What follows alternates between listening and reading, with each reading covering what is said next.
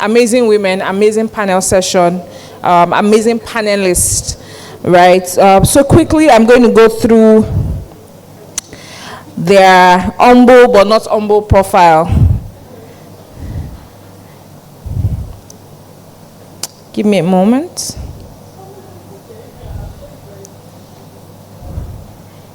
Okay, the first person I'm bringing up, well, she has a very nice name. Her name is Kelechi, but also known as Kelechi Abiri. She's a spirited entrepreneur committed to decent work and economic growth. She's a business leader with over 12 years of experience building, working with, and managing teams in sectors such as oil and gas, e-commerce, tourism, technology, and hospitality. She has several business certifications and recently became an alumni of the Lagos Business School through the Owner-Manager program. She's the founder of Reposebay Human Resources Limited, R.betach, and Ready Job Seeker. These organizations have been recognized internationally and locally by Orange Corners, Flourish Africa, Access Bank Womenpreneur, also recognized by international media organizations like Leading Ladies Africa, Bella NIRRA Metrics, Tech Cabal, and Business Day. She sits on the board of the Liberal Soul Charity and Banner Foundation. She's not just providing strategic human resources, she also volunteers at non-profits such as Jade Foundation and the Elevation Church Island Expression. Please make a warm welcome for Ms. Kelechi Abiri.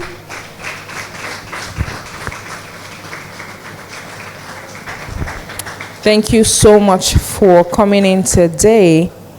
Next, it's a very interesting bio, and I'm looking forward to this conversation.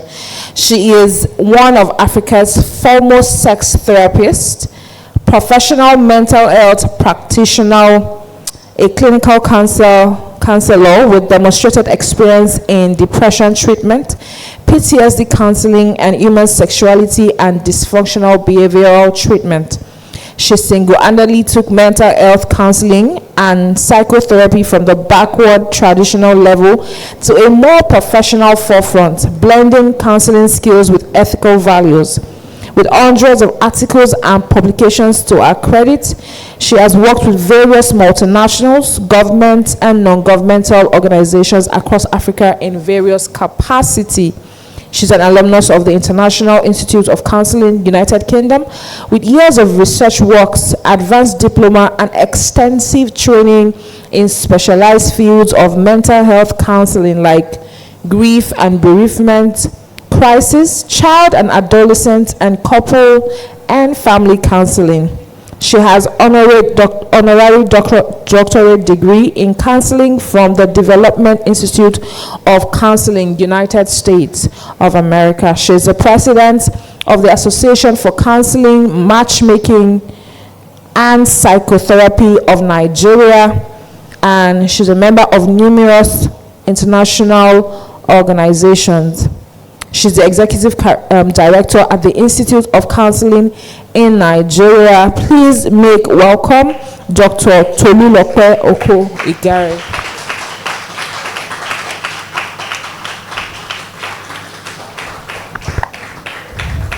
And to moderate this panel session is the founder and the visionary of Librata Leasing, also the founder of NIRRA, with over a decade of broad experience in the finance and investment industry. She's well versed in sales and marketing management, business development, credit, and investment strategy. She has also served as Chief Operating Officer for a X3 Leasing Limited company. She's a graduate of Business Studies and a Master's of Business Administration from the University of Lagos. She is a certified associate chartered accountant and a chartered global investment analyst. She also has an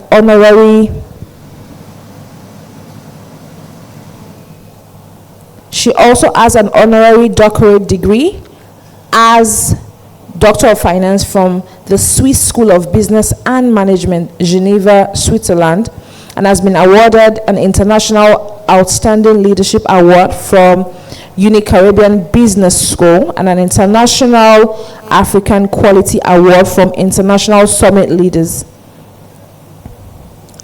Our economy has championed several small and medium enterprise finance, CSR projects, including Better Power, an interest-free loan scheme for women, Better Savers Club, an initiative to increase wealth through savings and investment.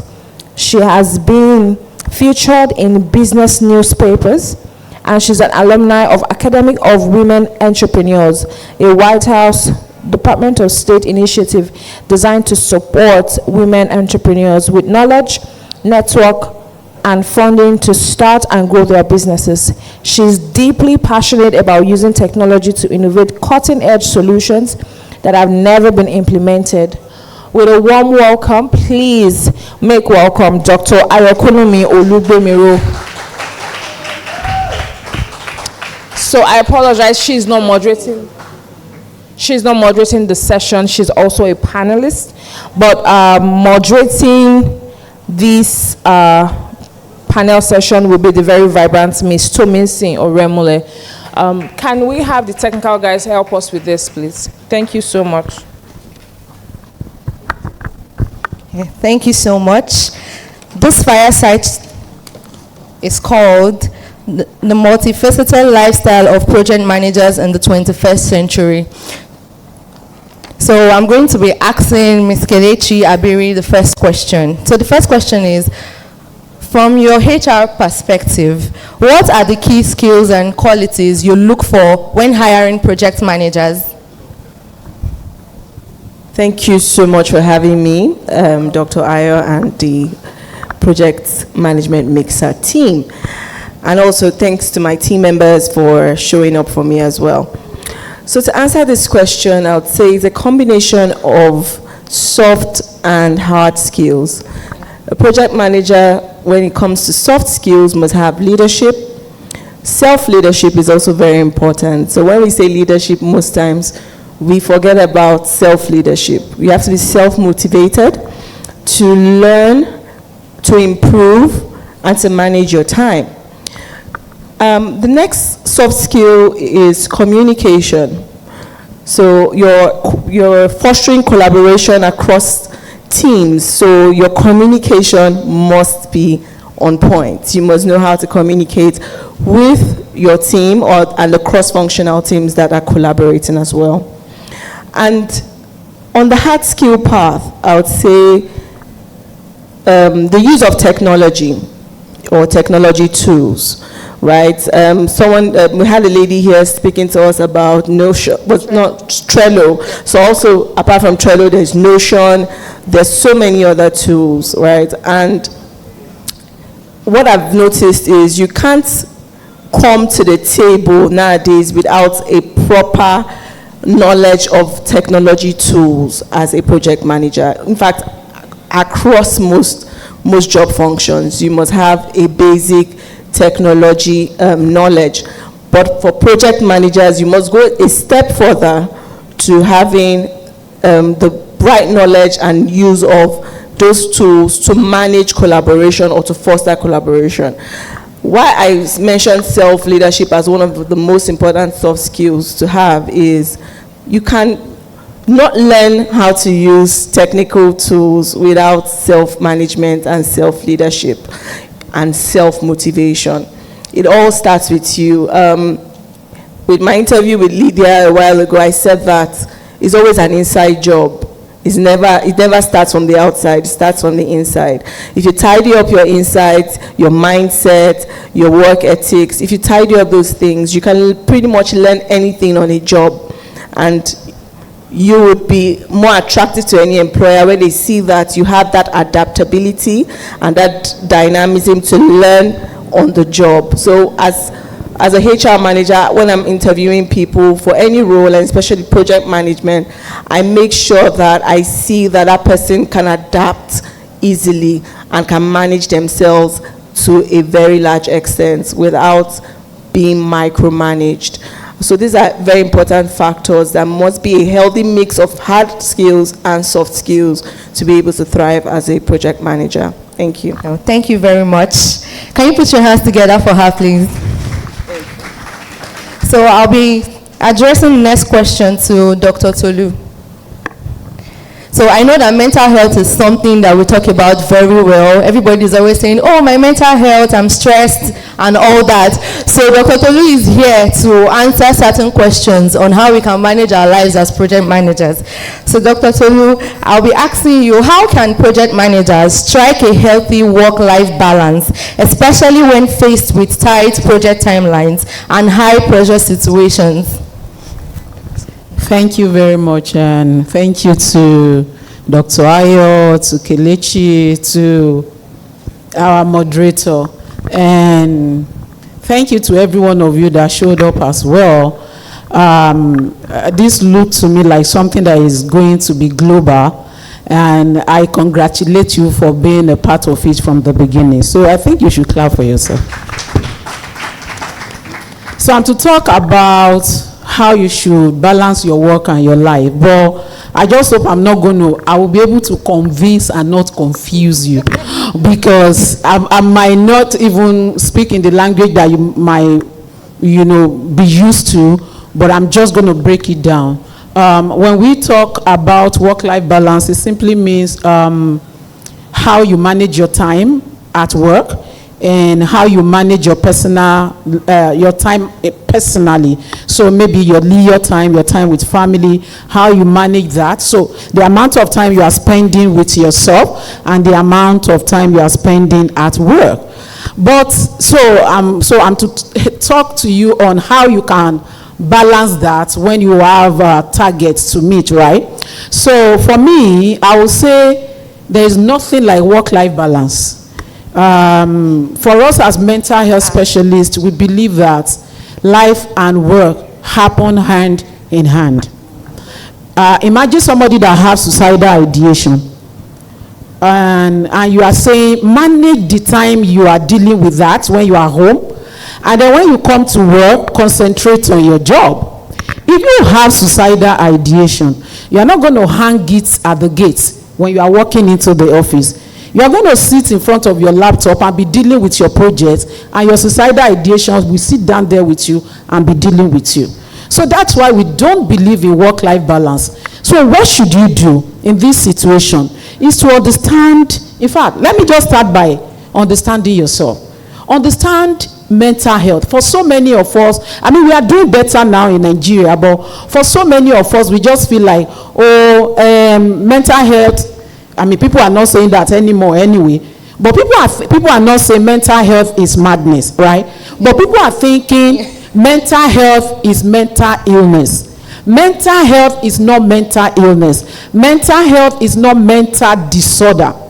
Every one of us, as you are sitting and you are looking at me, we all have mental health. Mental health is a spectrum, right? So I'm looking at time, and I don't want to talk too much, but let me just say this, that if you are managing a project, where you are on the mental health spectrum determines how you can handle your stress, how you can meet your target, how you can deal with all of the problems. You see, there could be two people that are managing the same project that is so demanding, that is probably causing you a lot of stress, and two of you are reporting to, maybe you are reporting to a difficult project manager, and one person is walking into the office and feeling like, you know what, I'm doing my best, I'm putting in my best, I'm making sure that we are meeting these targets, and then he's walking towards the project manager and is having conversation normally.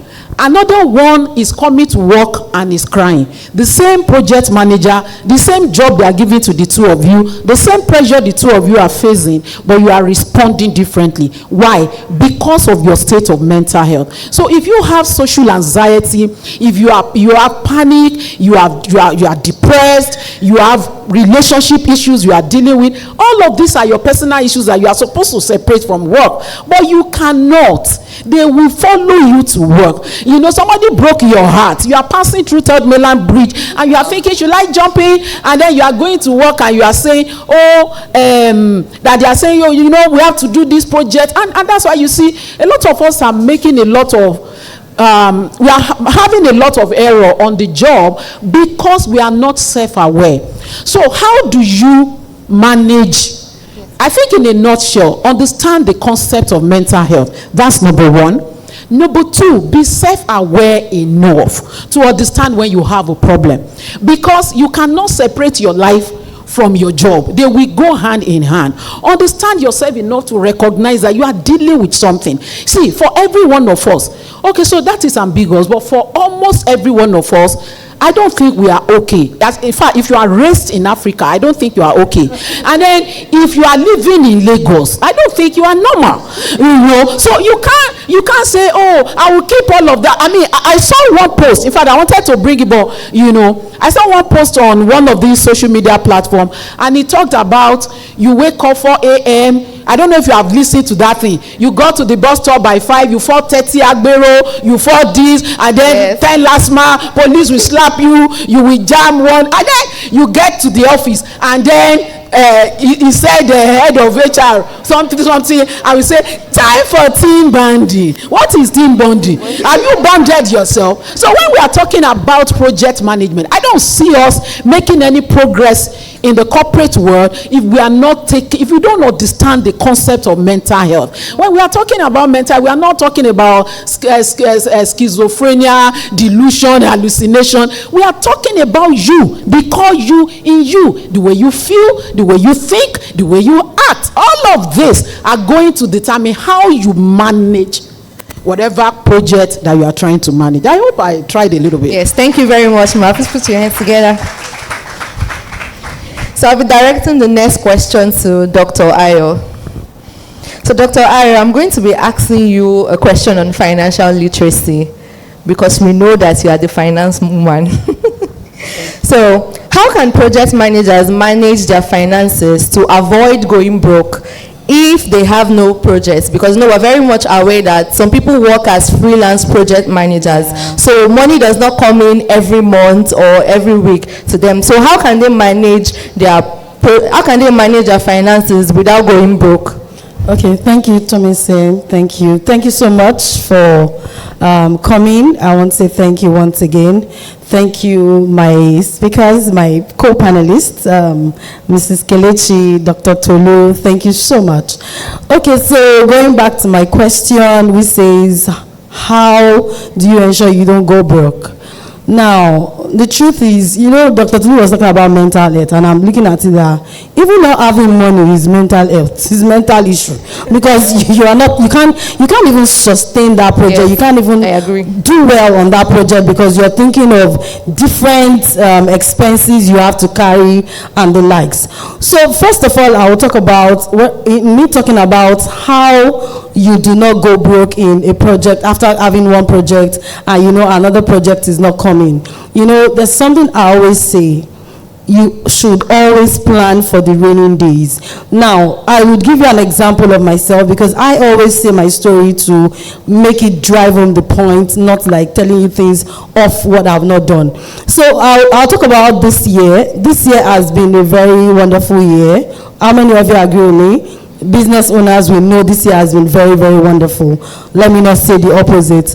You know, the beginning of this year started with election issues, and there was a lot of crises in terms of NIRRA, buying NIRRA with NIRRA. You know, I'm in the finance space. I do lending, I do loans. And you know, a lot of people were not able to sell because they could not have money to customers to buy from them. A lot of people had issues even getting funds to get goods because their business is largely cash based. You know, it was a lot of problem. Even the banks, the banking app were having issues. And one of the things, even in our own business, we kind of face that challenge because we have a lot of customers that are grassroots market women that borrow from us and they could not pay back their loan. Now, what saved me, what saved the business was reserve, saving for the raining day. So as a project manager, you do a project this month, the next 3 months a project is not coming, and you immediately go broke.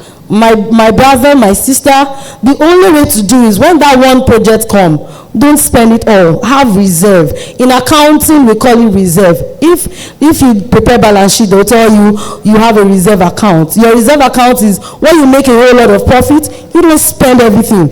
You keep some for days where business will not be as usual. And you can now take that money from the reserve bank and be able to take care of your operating expenses, take care of your staff. You know, because we have reserve, I was able to continue running the business, running the operation of the business, paying my staff salary without owing. So as a project manager, you need to have proper planning. What exactly is my cost? What do I need to... What is my expense for the month? What is core? What is necessary and not what you want? So you will not say that because you got a project of 2 million naira and the next thing is you're thinking of buying iPhone 15. You don't know if you're going to get another project in the next 3 months. So what you need to do is look at your necessity, which is your clothes, food and shelter, and take care of that. The remaining, have a place to save it.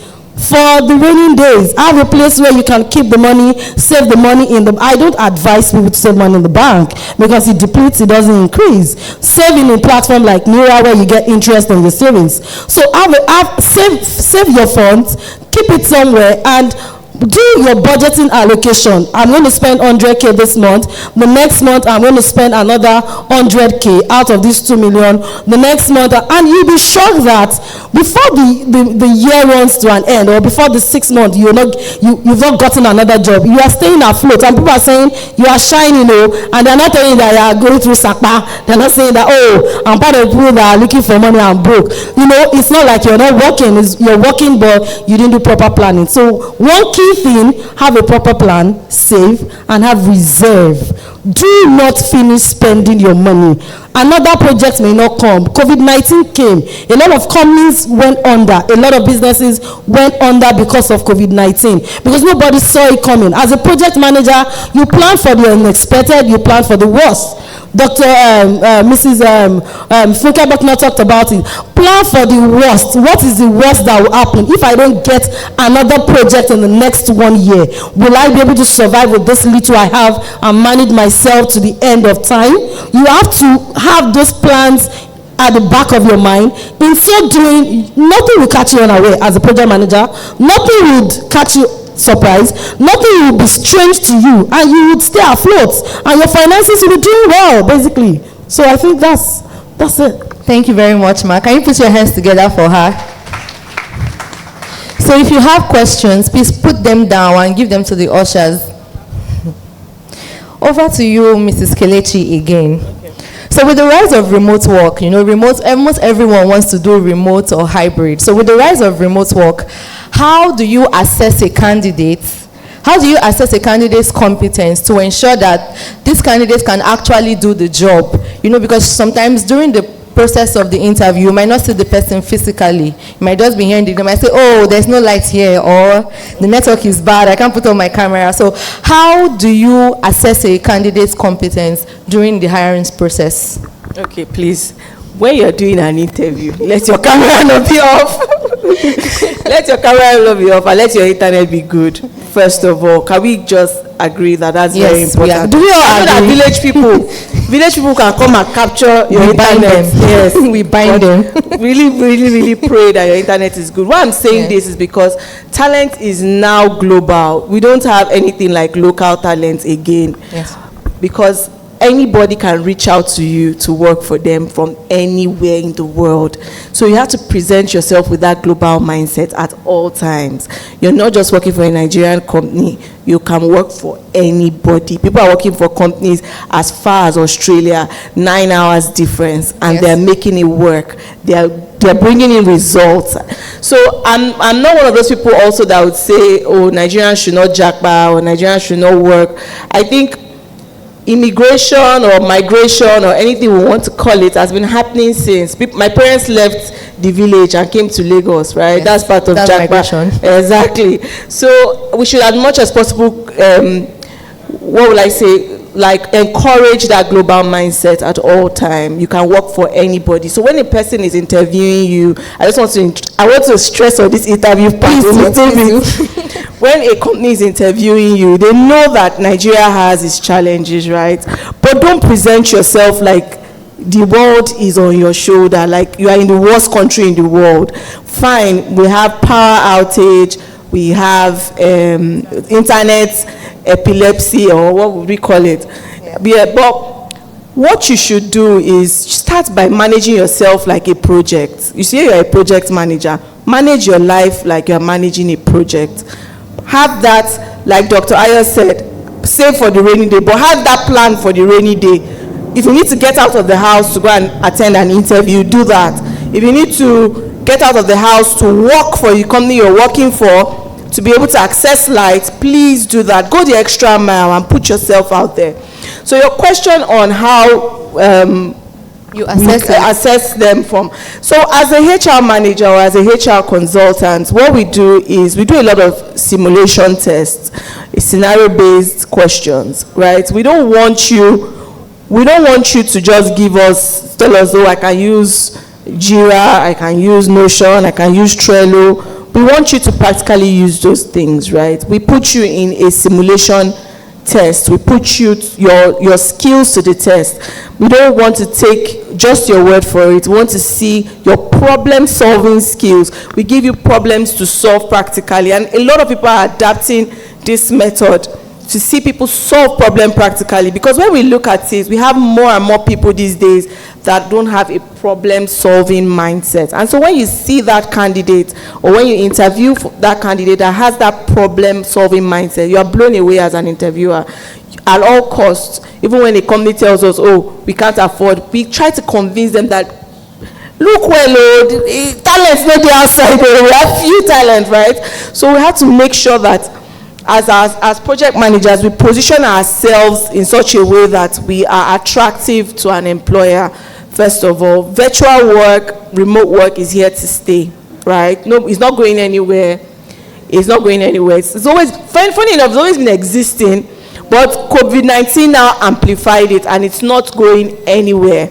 So as much as possible, remember I said self-management, I said self-leadership. You must show yourself worthy to be part of a team that is global, that is virtual, that is remote. It starts with trust. What can your employer trust you with at that point in time?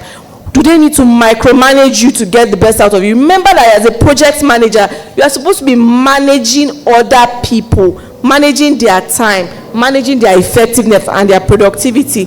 So if you're not productive by yourself, if you're not a productive person, you cannot go that step for that, managing those people that you're supposed to manage. So I'll say, yes, we look at you being able to deliver in that simulated environment to ensure that you know what you're doing as a project manager. Thank you very much. Please put your hands together for her again.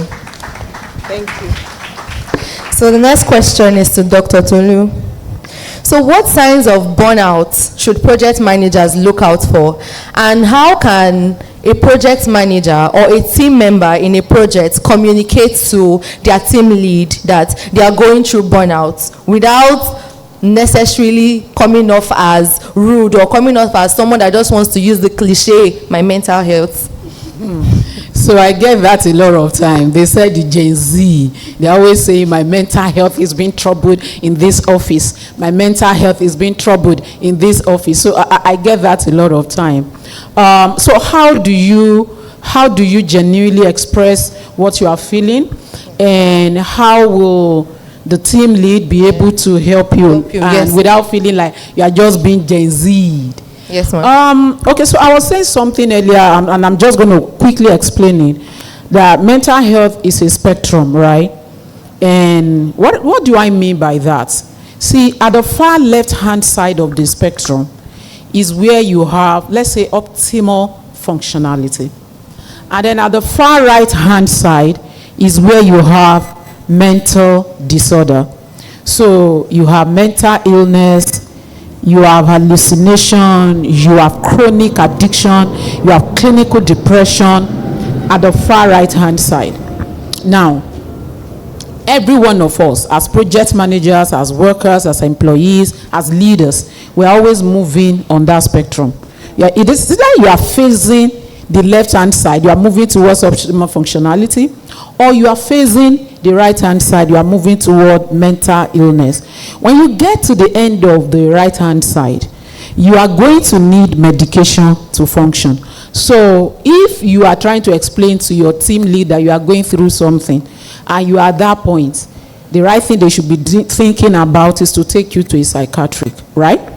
Now, but the thing is, if I look at our environment, I don't even want to delve into it, because if I delve into it, you will know how unwell you are, and that is not an insult. Like from growing up in an environment where you are always watching your back, how will you not develop paranoid personality disorder? Or from growing up in an environment where you cannot ask mommy why, how will you not have low self-esteem? How will you know how to say no in a healthy way? You know, those are just minute. So the issues are so numerous. A lot of us, from attachment issues to what some people call daddy issues, you see, they are enormous. I'm not even talking about the common one that we know, anxiety, depression. I'm talking about different kind of personality disorders that is affecting your functionality and performance. So in a lot of cases, what the the team lead or the head of the project is trying to deal with is looking at you now and is trying to say, oh, how can I help you to deal with the issue? You are 30 years old. The thing that is causing your problem was the rape that happened to you when you are 7 years old. What will your team lead do? What will she do? So on that spectrum, so I'm just trying to expose you to a lot of issues that we are dealing with, and in a lot of cases, these issues are in your subconscious, directing your behavior. Don't forget, mental health affects the way you think, the way you feel, and the way you act. When these things are in your subconscious, so I'm sure a lot of you project managers, the tech people, you know about hardware. It's like a hardware. It's in your subconscious, telling you when you walk into the office, you should not look at people. You should not know how to say hello. When they are telling you, when you sit down in the midst of people, you should be shaking. When you are like the difficult person in the office, in fact, some of you, everything they are saying, it's not getting to you. Now, so I'm just trying to expose you to different kind of issues which I can't deal with. But the point is, on that spectrum, like I said, it is either you are facing the left-hand side, you are moving towards optimal functionality, but if I look at our background, our upbringing, the level of ignorance around mental health, I just see maybe 1, 2, 3 facing here. Everyone is facing here. Like I look at Africa, I just see multitude facing towards. That's the way I picture it. It's a matter of whether you are going to get to mental illness before you die. But on a daily basis, you are just there. So if you are talking about and expressing what you are feeling, in a lot of cases you don't even know what is troubling you. You don't know what you are feeling. So you can't even express it, not to talk of your team leader helping you to express it. So does it look like a hopeless situation, right? The point I want to make about the spectrum is how you see, it is not what is stressing you. It is not the stress that you are facing that is your problem. It is the way you respond to the stress. And the way you respond to that stress is the state of your mental health. So if you don't have a functional mental health, what is messing with people? If you have a functional mental health, everybody in your office can be in disarray. You will just be there. They will be wondering, are you not part of us? Why are you not being, this thing it won't affect you, because you are in charge of your emotions. You are in charge of the way you think. You are in charge of the way you feel, and you are in charge of the way you act. So how you are going to be able to even be aware that you have a problem depend on the state of your mental health. How you are going to be able to communicate even the problem depend on the state of your mental health. And how the team leader is even going to be able to help you depends on the state of your mental health. So what should we do? please, it's back to the first question. The first solution. Be aware. Go through a journey of self-awareness. Sometimes you wake up in the morning and then you just feel like you are just cranky. You just wake and then you are angry. And then you are walking to the person, Kelechi, what's up? You're like, excuse me, I'm not in the mood.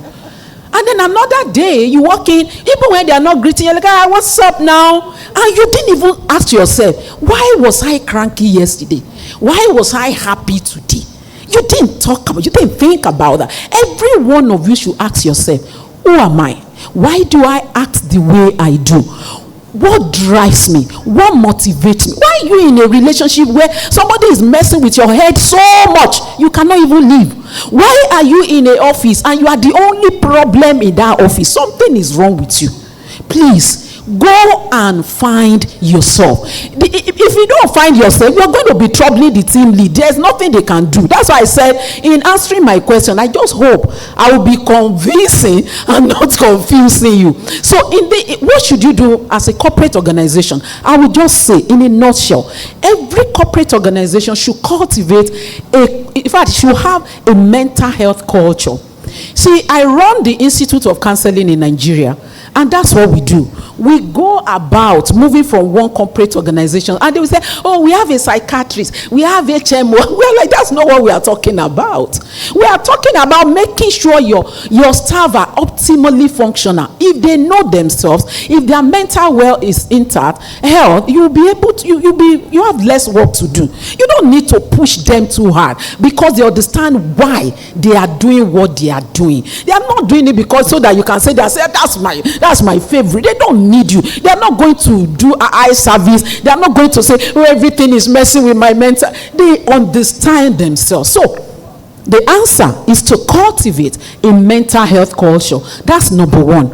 And then number two is to look for some, we call it self-therapy, coping mechanism that you can use for yourself. And in fact, that is taking me out of that question. But in a nutshell, to answer that question is, when there is a mental health culture, mental health is not so easy to explain, but I'm trying. When there's a mental health culture in your office, if you are walking into the office and I see Kelechi, good morning, how are you? I'm not going to say, Kelechi, how are you? No, I will stay with you. Kelechi, it won't take me 30 seconds. Good morning. How are you? You know what we do? Kelechi, how are you? How are you? It's a question. Kelechi could be depressed. Kelechi could be anxious. She could be thinking of the presentation she wants to make. And then Kelechi could tell me, Tolu, I don't know, I'm so anxious because of that presentation. But I'm not going to stop and ask you that question the right way if we don't have a mental health culture. You are not going to answer me. You will tell me, you think I will go and tell the HR. If we don't have a mental health culture. So if there's a mental health culture, you will be able to, maybe all I have to tell you is, Kelechi, you are up to the task now. Maybe I saw you last week when you did that presentation, you did it well. That alone could help you to solve the problem. So when there's a mental health culture, you are walking past somebody, you notice that this person, there's a way she comes into the office and greets everybody, and then she just comes in and just don't bond, and you say, oh God, good money. So what's good about the money? And then you're like, you will be able to record, I think something is wrong with. So you can see when there is a mental health culture in an organization, you see differently, you hear differently, you can see, so even as a team lead, you can sense all of those things before the person even walk up to you. And you as a person, you can also recognize that you have a problem. I hope I've been able to convince and not confuse. Thank you very much. So I'm going to be asking Dr. Ayo the final question. So I'm sure we're all aware, or we know, that project managers are not finance experts, right? Please answer me. Project managers are not finance experts, right? They can be. However, they have to do things with regards to budgeting, cost control, and all. So I'm going to be asking Dr. Ayo a question in that area. So Dr. Ayo, how do project managers understand budget management? it's very important for them to understand how to budget and all. So how can they properly handle costs and ensure that projects stay within budgets? So at the end of the day, they don't enter BC. They don't enter debts. Thank you very much. Let me see again. Okay, so I've been seeing signal that my time is up, so I'm very brief on this. How do you stay within your cost limit in a project, not going beyond how much has been stipulated to spend? So I'll also give a story from my own experience. Have an accountant like mine. My accountant in my office, I'm sure she's at the back. When we set budget for the year and this is what we're going to do, so even if there are emergencies, when emergencies come up and I say, oh, we need to do this, or maybe there's a program that can put us in the limelight and I say, we need to spend money on this, she will tell me, boss, no. She has the power to say no. And I'm like, let me to beg Vicky. Vicky would not give me money. So I gave this illustration so that you can understand how you can stay within your cost, your budget. When you have that plan, when you already know that this is how much you want to spend, you've had that plan, plan also for emergencies, plan for surprises, plan for unexpected event that might come up in the project. Give allowances when you're running a project or when you're managing a project. Give allowances for surprises that will come up. When you've done all those and you go back to your budget, you go back to what you've written down, this is how much I'm sending for this, and opportunity and things come up again that you have to do to ensure that project is successful. You have to go back to the drawing board first and see that, can I afford this cost? Can I go ahead with this project? And you have to know how to say no. Learn to use your no very well. When you have a cost that has been dedicated for a project and you've done all these things prior to that time, and something comes up and say, oh, we just feel that this is going to be nice, let's do this, let's add this to the project, let's add more team member, let's not just say no. Please learn how to use your no very well. No, as a project manager, learn the words of saying no to unexpected things that are not properly planned into your project. And I can tell you, for you to be a successful project manager, you must know how to cut costs. You must know how to stay within costs. You must know how to also have extra remains, as in after a project. You must be that project manager that says, oh, after doing this event, we had extra, we had surplus. When we're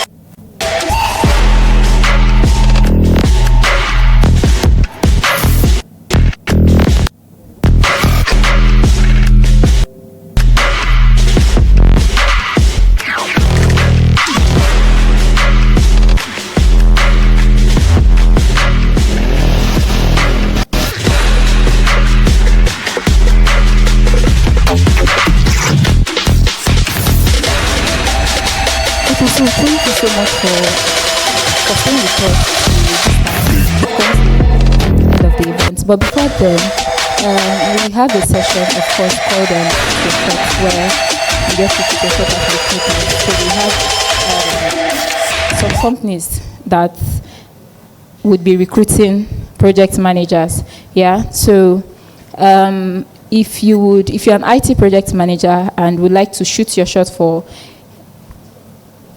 one IT role, we actually have 3 roles that I'm standing in. Okay, I'm standing for a particular company that is filling in IT project that need 3 IT project managers. So you can come and shoot your shot to. Okay, so don't come. Just come and meet me and give me your CV if you are interested in an IT project management role. And then we also have. Mrs. Kelechi. So we also have Mrs. Kelechi is recruiting for some companies, so you can also meet with her to share your CVs with her and shoot your shot. The final session is shoot your shot. Then we're going to have lunch. I think you want to say something. Okay. So lastly, what I want to say is, someone met me at the back and said she thought PM Tribe community is for some people. No, sorry. If you want to join PM Tribe, just meet. Marvelous, where are you, please? Is Marvelous close by? Marvelous, Yinka, anybody? That's Victoria. Yes, Victoria, please come forward. So if you're interested in joining the PM tribe community, that's the PM tribe. We have free, we have paid. Just meet with Yinka if you're interested in joining. It's for project managers and aspiring project managers. Thank you so much. And we have come to the end of PM Mixer 2023. Can you give a round of applause? I'm not a host though. I'm doing the work of a host. Okay, so before you go, I'll be giving my, please sit down, it's just one more thing I'm doing. I'll be giving my closing remark, and I want to be saying a very big thank you to our speakers. First, I will be appreciating Mr. Razak, the CEO of Red Media. Thank you for honoring our invitation. Please, can you say thank you for us? A loud thank you. Okay, can you also appreciate our keynote speaker that has done a lot of justice to us today? Please, can you say thank you to Mr. Simi? Say thank you, Mr. Simi. Also, I'll be saying thank you to Dr. Tolu. You know, how many of you enjoyed that session? So can you say thank you so much? Thank you for honoring our invitation. God bless you. You're amazing. You're awesome. Also, we're going to be saying thank you to Mrs. Kelechi. You know, she has given us a lot of nuggets on how we can get that, you know, global job. Please, can you say thank you? Yes, and also can you say thank you to all our other speakers, Mr. Femi Bichin. Also, I will also say a big thank you to Pius. Also, he has done so well for us today. I will also be saying, can you just give our speaker a round of applause, please? A round of applause. A round of applause. I will also be saying thank you to Vibranium Valley for giving us this space to use for this event. I want to say thank you so much to the CEO and the organizer and the team members. Thank you so much for standing strong with us. Also, I'll be saying thank you to our amazing team that stood with us thick and thin.